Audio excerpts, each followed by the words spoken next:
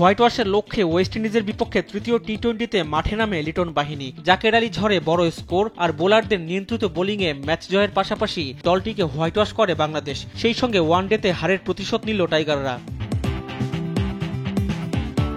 190 রানের টার্গেটে ব্যাট করতে নেমে 7 রানের মধ্যে ব্রেন্ডন কিং ও গ্রিভস প্যাভিলিয়নে ফেরেন। চার্লস ও পুরান 24 বলে 38 রানে জুটি করার পর পুরানকে ফেরান মেহেদী। এরপর চেজ ও চার্লস একই ওভারে আউট হলে 1 রানের ব্যবধানে 3 উইকেট হারিয়ে ম্যাচ থেকে ছিটকে যায় স্বাগতিকরা।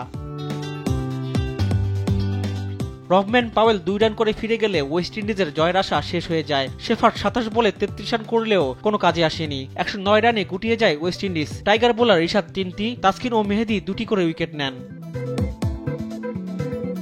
এর আগে আর্নস ভেলেতে টস জিতে ব্যাট করতে নেমে 2 ওপেনার লিটন দাস ও পারভেজ ইমনের উদ্বোধনী জুটিতে 44 রান ওঠে। 13 বলে 14 রান করে আউট হন লিটন।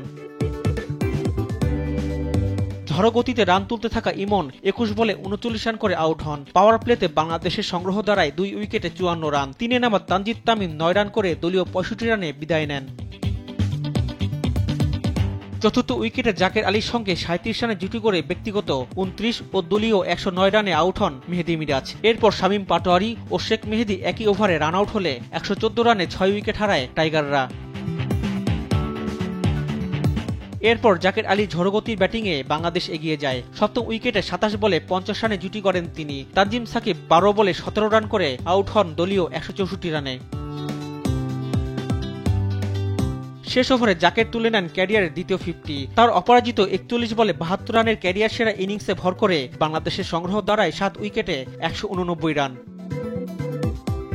রিফাত আঞ্জুম, দেশ টিভি, স্পোর্টস ডেস্ক।